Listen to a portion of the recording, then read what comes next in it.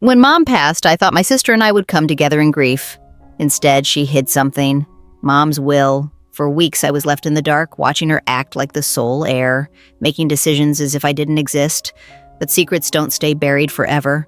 And in court, when the judge asked her 3 simple questions, her story crumbled right before my eyes. Tell me, have you ever seen someone try to cover the truth, only to trap themselves in their own lies? Stay with me. It started with small signs.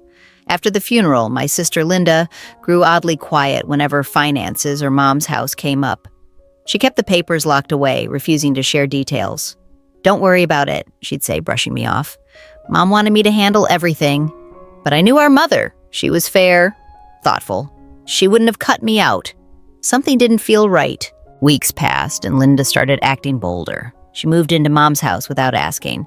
She sorted through jewelry, furniture, even bank statements, as if it were all hers. Each time I questioned her, she waved me off.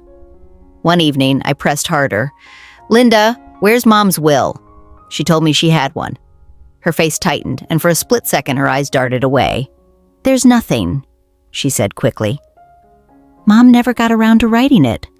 But I remembered, clear as day. Mom had mentioned it to me just months before she passed.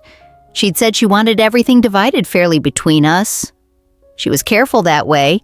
She always believed fairness kept families together. So why was Linda so desperate to keep me from seeing the will? I decided to dig. I called Mom's lawyer, and while he couldn't share details over the phone, his hesitation spoke volumes. "You might want to file a petition," he said gently. And so with a heavy heart, I did. I filed with the probate court, demanding the will be produced. That's when everything came to light. The judge scheduled a hearing, and suddenly Linda wasn't so smug anymore. She showed up with a folder clutched to her chest, her smile nervous, her confidence shaken. And as I sat there in that courtroom, the weight of family betrayal pressing down on me, I realized the truth was about to come out. Because a will doesn't just disappear, and a sister's lies can't stand when faced with the law. The day of the hearing felt heavier than any storm cloud. I sat on one side of the courtroom, hands folded tightly in my lap, while Linda perched across the aisle, clutching that folder like it held her last breath. The judge entered, glasses low on his nose, his voice calm but firm. "We're here to determine the validity of the estate documents." My lawyer stood first, explaining how my mother had always spoken about fairness and how I believed a will existed. Then he looked straight at Linda. "We're requesting that the will be produced." Linda shifted in her seat. Slowly, almost reluctantly, she opened her folder and slid a document forward. My heart skipped. There it was. The judge raised a brow. "So there is a will." Linda cleared her throat, forcing a smile.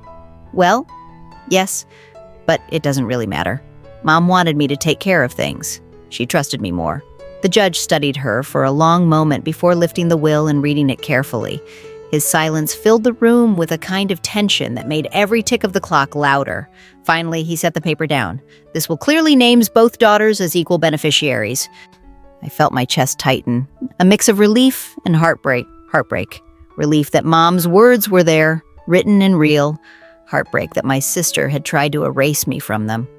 My lawyer leaned in, whispering, "This is good. Stay calm." But Linda wasn't done.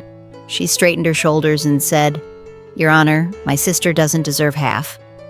She wasn't there for Mom the way I was. I took care of everything.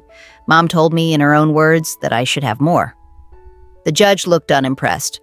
"Do you have any evidence of that?" Her silence answered for her. I wanted to speak, to shout about the nights I stayed with Mom when she was ill, the bills I helped pay, the endless phone calls to doctors. But I stayed quiet, letting the judge lead. He leaned back in his chair, steepling his fingers. "Miss, Linda, there are a few things we need to clarify." And in that instant, the whole room shifted. The judge's voice, steady and deliberate, cut through the tension like a blade. 3 questions, that's all it took. 3 simple questions that would unravel everything my sister had tried so desperately to hide. And as I sat there, watching her fidget, I knew this was the moment where the truth would finally catch up with her.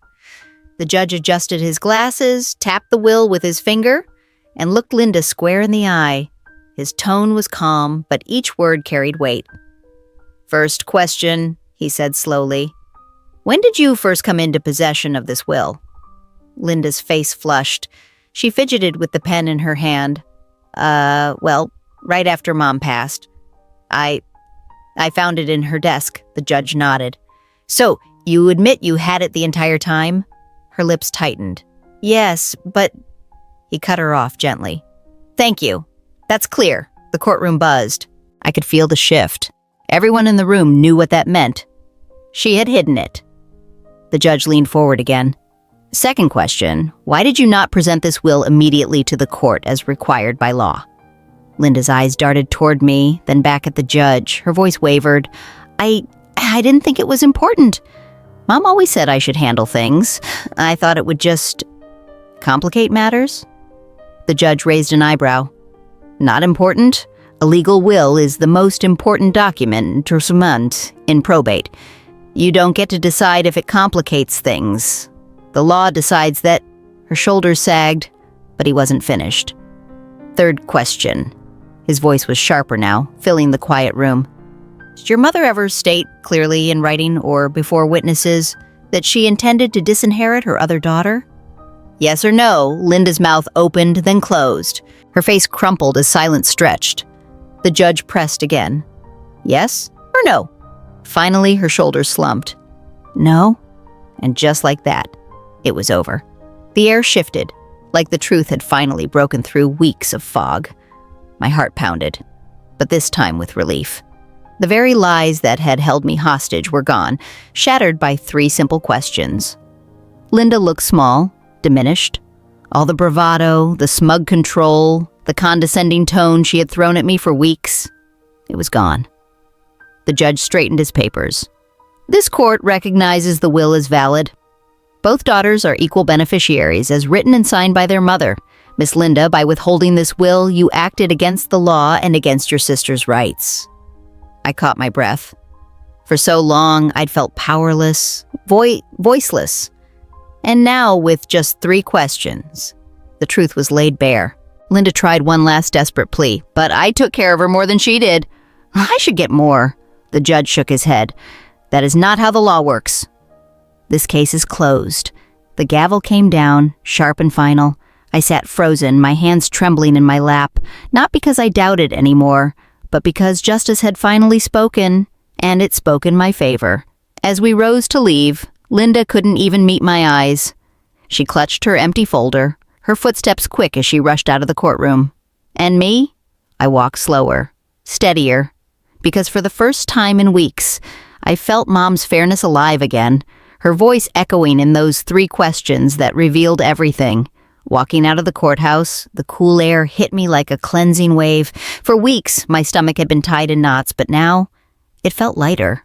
Not because I won, but because the truth finally stood on its own. Linda was already gone by the time I stepped outside. No smug smile, no dismissive comments, just silence. For once, she couldn't twist the story. In the days that followed, I heard little from her. Neighbors told me she looked tired, withdrawn. The confident sister who strutted into Mom's house like she owned it had vanished.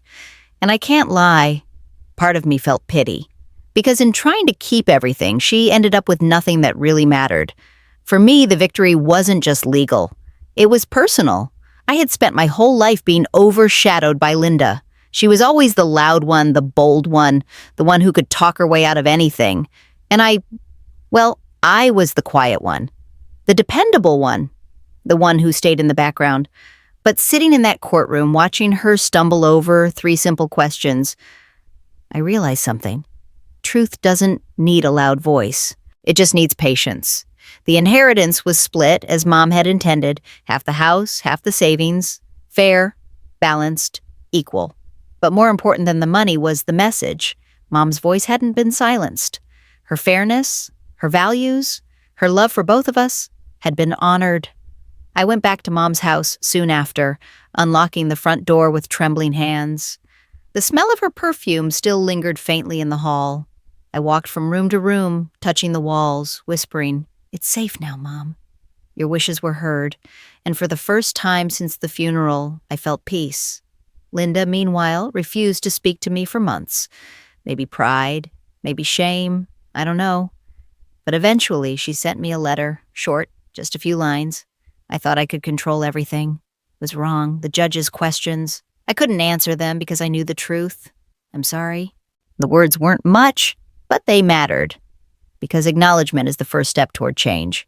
Do I trust her fully again? Not yet. Maybe never the way I once did. Betrayal leaves scars, but I do hope she learns that hiding the truth never works, and that fairness, even when it feels hard, always wins in the end. As for me, I carry this lesson with me. Silence doesn't mean weakness. And when the moment comes, sometimes 3 simple questions can shine brighter than 1,000 lies. Mom always said, the truth has a way of knocking on the door, even when people try to lock it. Now, I believe that more than ever. In the end, it wasn't the will or the money that mattered most. It was the truth. My sister thought she could hide it, bend it, even erase me from Mom's story. But 3 simple questions from the judge reminded her and me that lies can't stand when the truth is written plain. I walked away, not just with my fair share, but with peace, knowing Mom's wishes had been honored. And Linda? She walked away with a lesson she'll never forget. So let me ask you, have you ever seen someone try to twist the truth, only to be undone by something simple? What would you have asked in that courtroom if you were the judge? Share your thoughts below, and stay tuned for more stories where justice finds its voice.